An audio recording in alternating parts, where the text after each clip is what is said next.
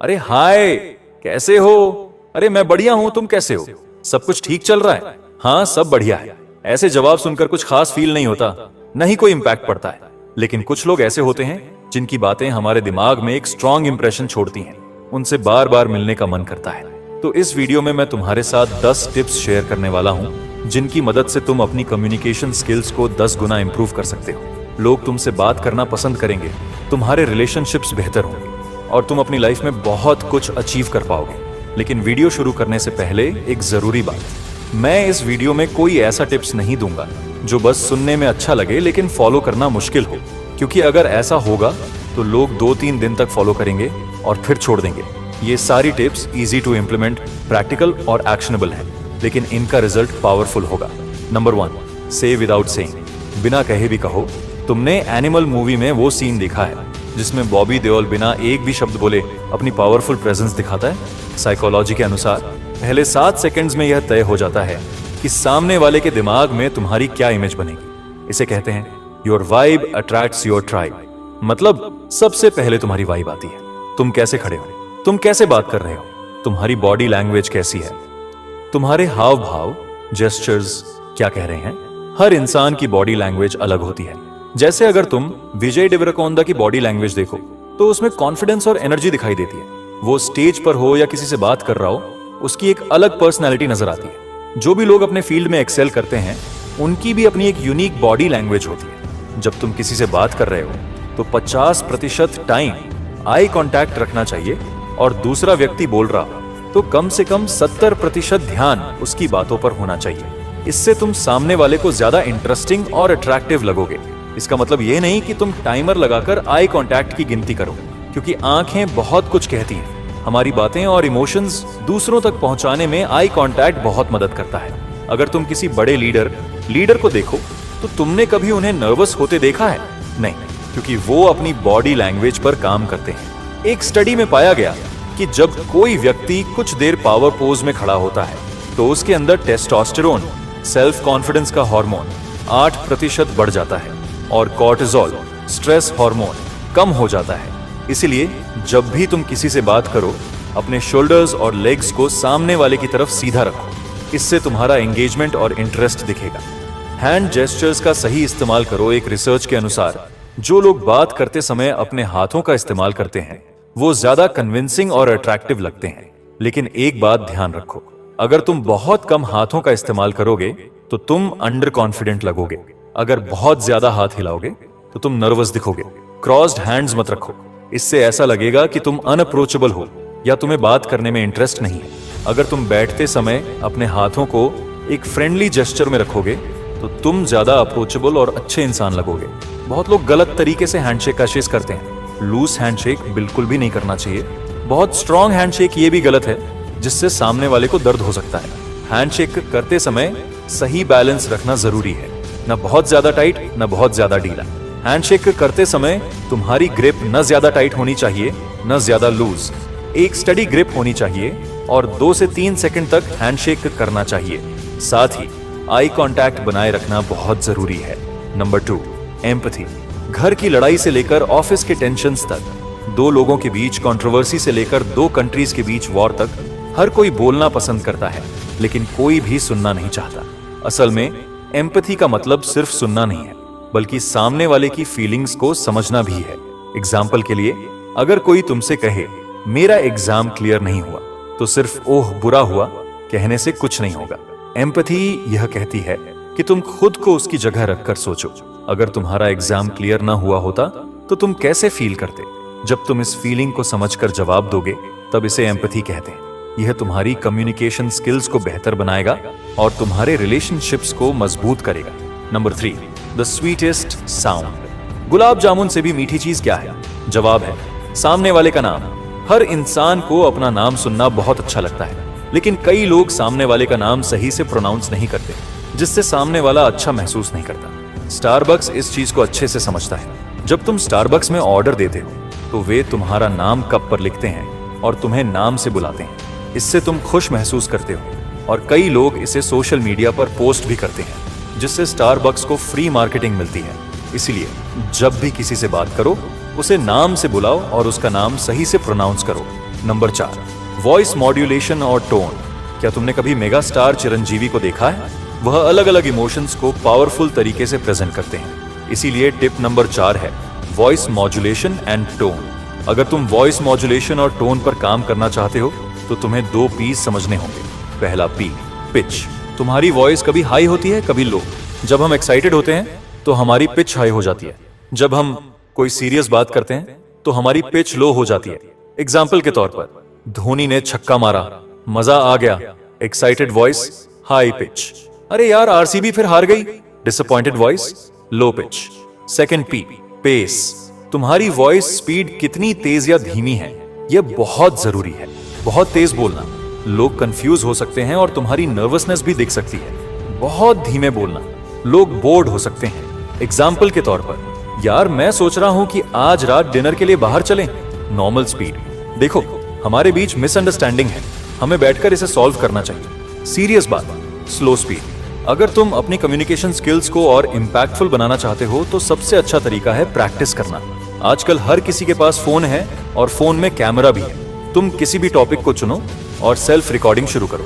कोशिश करो कि कम से कम 1 मिनट तक उस टॉपिक पर बात करो। कोई तुम्हें देख नहीं रहा, कोई तुम्हें जज नहीं कर रहा, फोन तुम्हारे ही हाथ में है।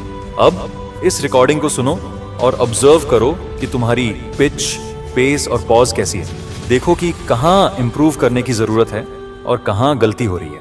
अगर डेली कम से कम 8 बार ये प्रैक्टिस करोगे तो बहुत इंप्रूवमेंट दिखेगा। अगर टाइम हो तो दिन में 2-3 बार भी कर सकते हो। अब सोचो, अगर तुमने ये 2-3 वीक्स तक किया तो क्या होगा? हर दिन रिकॉर्डिंग करोगे, अपनी मिस्टेक्स ऑब्जर्व करोगे, फिर से प्रैक्टिस करोगे।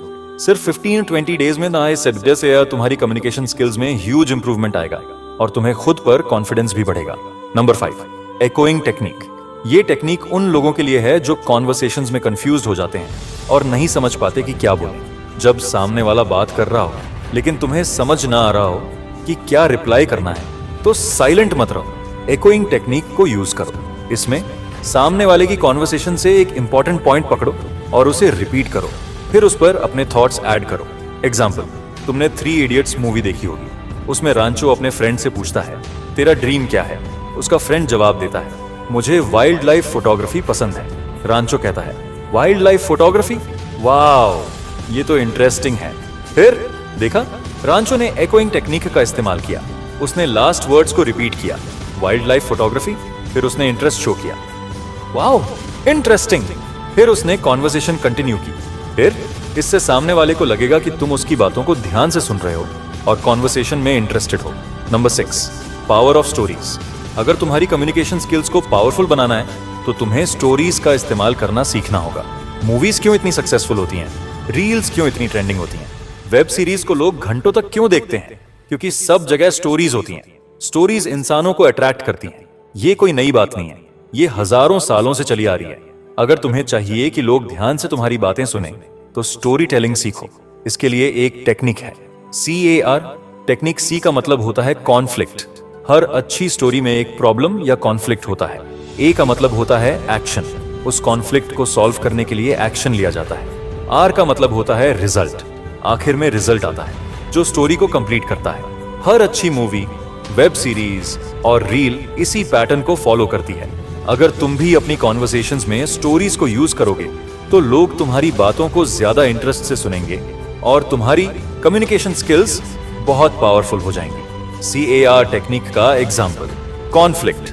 मान लो हीरो पुअर है और हीरोइन रिच है, दोनों को लव हो जाता है, लेकिन जब हीरोइन के फादर को पता चलता है तो यही कॉन्फ्लिक्ट बन जाता है। एक्शन। इसके बाद एक्शन शुरू होता है, फाइट्स, होप, सस्पेंस और बहुत कुछ।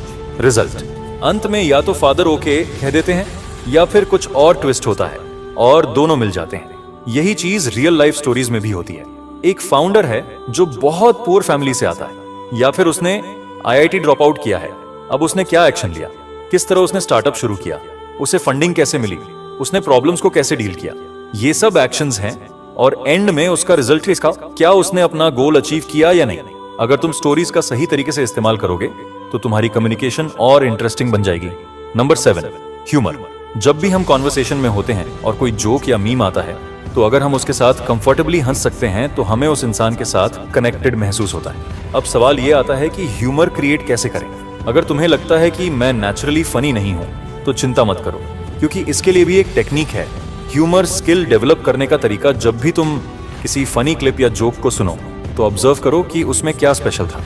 एग्जाम्पल, कोई नॉर्मल सेंटेंस लो और सोचो कि इसमें कुछ फनी ऐड किया जा सकता है क्या।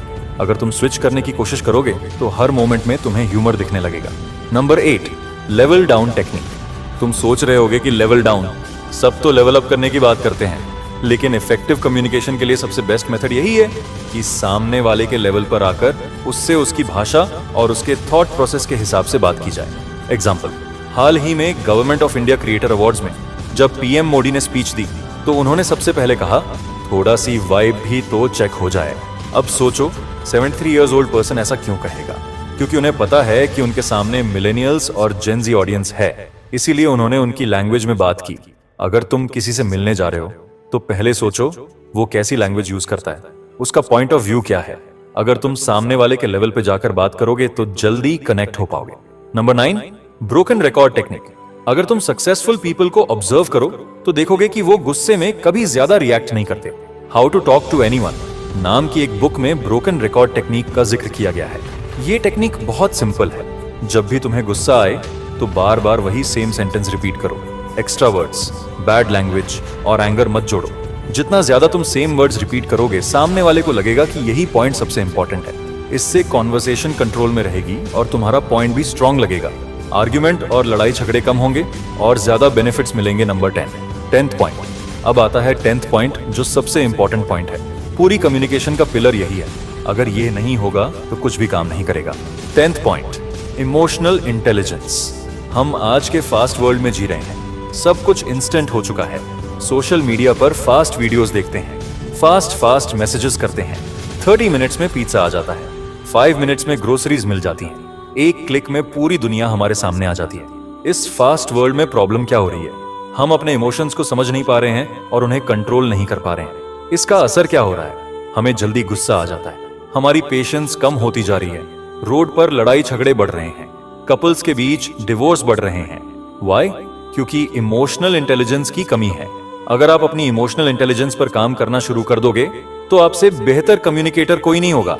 React versus respond, 2P versus 4P technique. जब भी कोई सिचुएशन आती है तो हम तुरंत रिएक्ट कर देते हैं, इसीलिए हमें चाहिए 4P technique. 2P, panic and proceed. हम बिना सोचे समझे फास्ट एक्सप्लेन कर देते हैं, तुरंत रिएक्ट कर देते हैं। यह गलत है।